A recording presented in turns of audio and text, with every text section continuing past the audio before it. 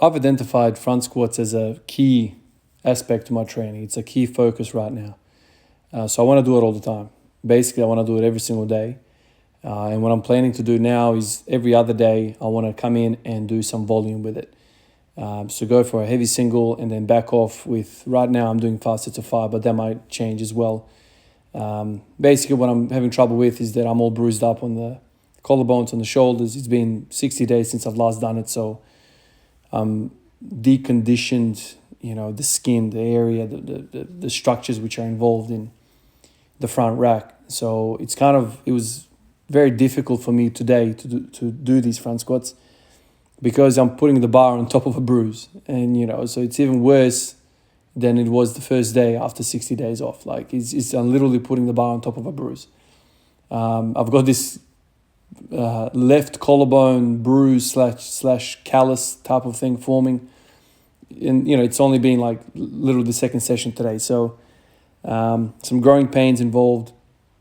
But I just have to kind of ease into it. I've got these ideas about doing high rep front squats. I think right now I'm going to settle with 5x5 with 100 kilos. And I'll just stick with that. I mean, it's comfortable 5x5, but, like I said in previous videos, like for me, the front squats is not so much a leg exercise. The legs are chilling out basically when I'm doing 100 kilos. It's this fight between my body's, tendency to lean over when things get heavy, and this tendency and the, how should I say it, and the requirement for the front squat to be upright. So it's almost like I've got this superstar player that I want to use, but I can't substitute that superstar player in the game because if I do that, then I'll lose. Basically, my posterior chain, that leaned over position, is the superstar. But if I get him involved, I'll basically impossible for the upper back to stabilize the weight at that point. So it's all about keeping upright. This is the thing about front squats. It's not just about strength. It's about technique. It's about positioning. Obviously, that positioning, the technique involves strength in other areas, the upper back. But if you put your torso in a 45-degree incline, angle, I don't care what sort of freaking upper back you have, you're going to drop the bar. It's just physics are working against you at that point. Leverages are working against you. It's impossible. So I need to stay upright. And so it's kind of like, you go down in a hole and you want to push up, but you need to kind of push up in a different way for you to kind of get lift. If you push with the strengths, like I'm talking about leaning over, then it's impossible. So it's kind of like you want to lift the bar, but you want to be patiently lifting the bar and thinking about what sort of muscle fibers, what sort of muscle groups you are using to get the job done. So it's kind of like a interesting thing. So I've got the collarbone bruising, I've got the shoulder anterior delt bruising, and I've got a whole lot of DOMs in the traps.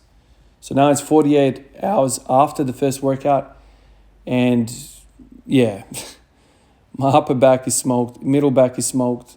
The core is also sore. So I was not in a condition today to do anything, but I said to myself, it's been enough kind of rest. Let's just get through it somehow and auto-regulate my way through. So I went in, did my deadlift, I did 240. Even that was kind of difficult because of the mid-back soreness and the traps and everything. Got that out of the way, did my 5 lots of Hindu squats, went into front squats. I went up to 160, and that was a painful experience. It was just uncomfortable. Like everything's freaking sore. And I have to use the exact same muscles I used, with, the first time around, which got me sore. So it's kind of like you're using stuff that's already sore. But anyway, I did it. I thought about skipping today in terms of front squats and coming back tomorrow, but I thought it's unlikely that I'm gonna feel a little bit better. But anyway, I'm trying to kind of plan my,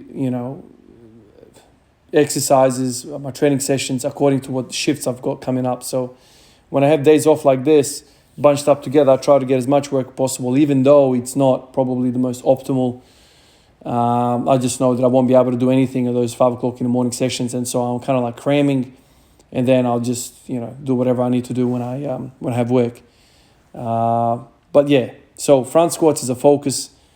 I've been watching a lot of people front squat.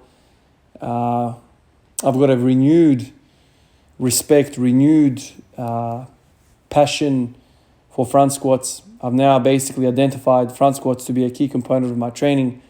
That not only help you back squat, front squat, obviously, but they also help you deadlift.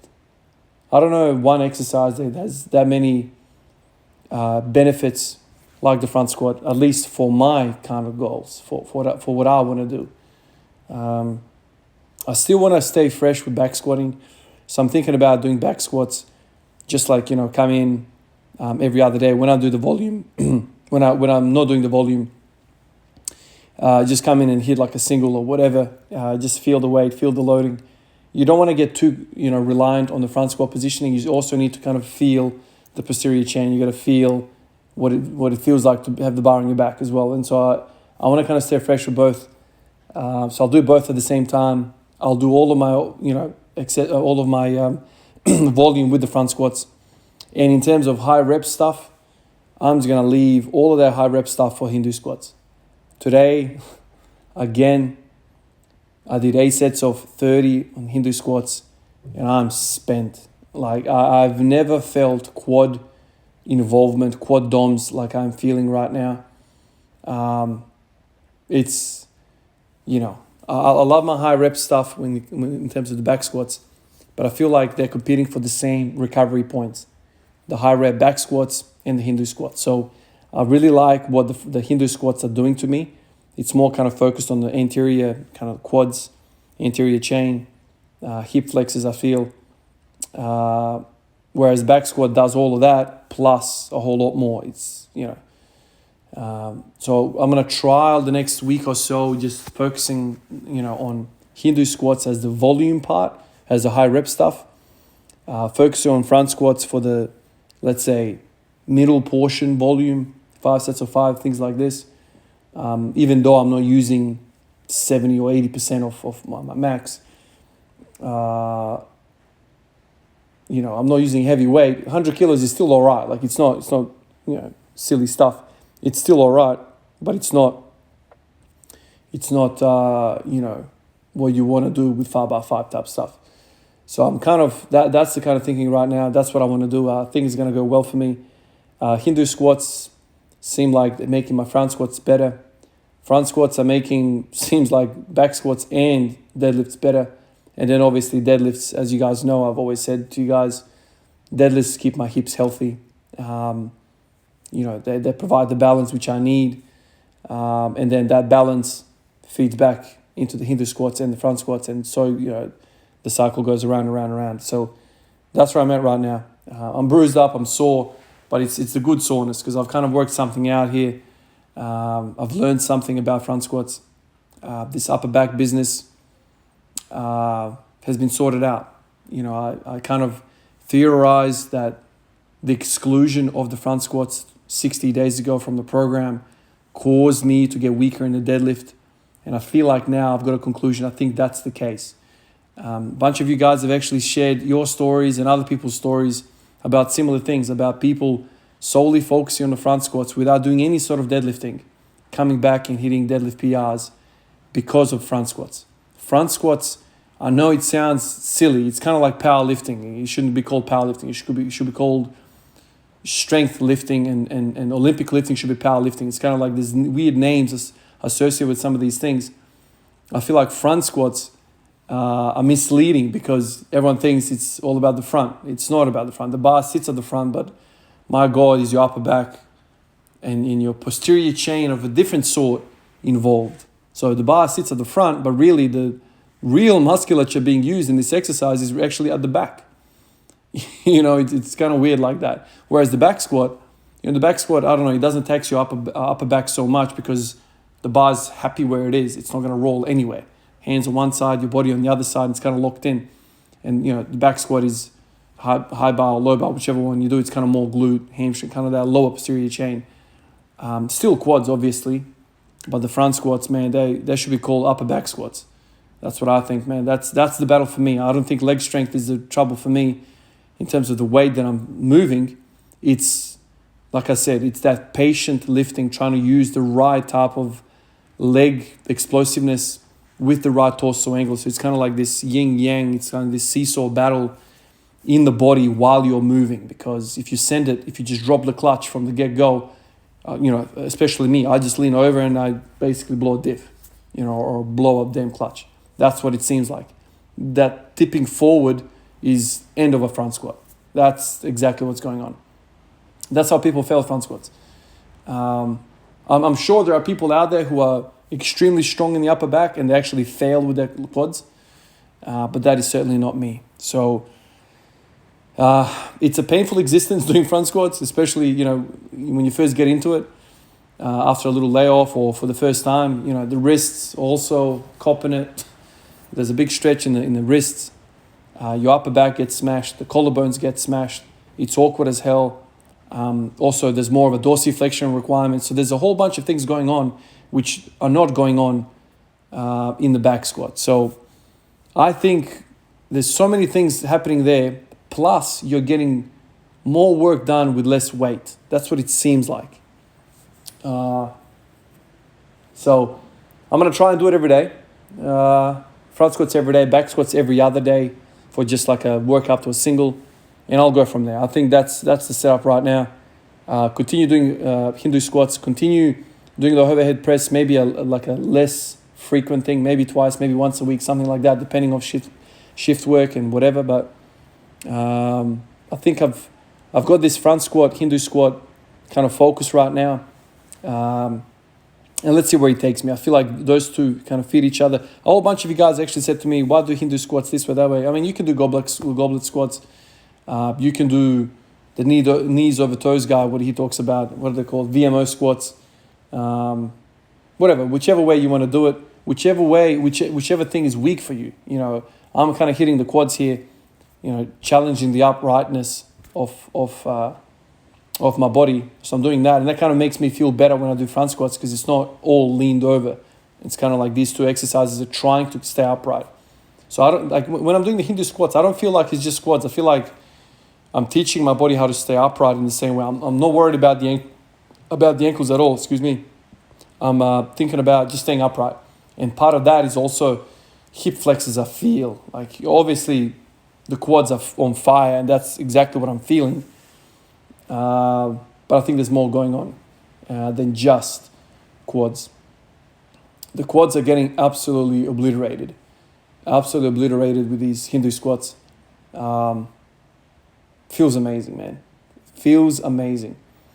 High rep squats and Hindu squats, you pick your poison. I mean, I'm kind of sad that I'm not doing the high rep squats, back squats.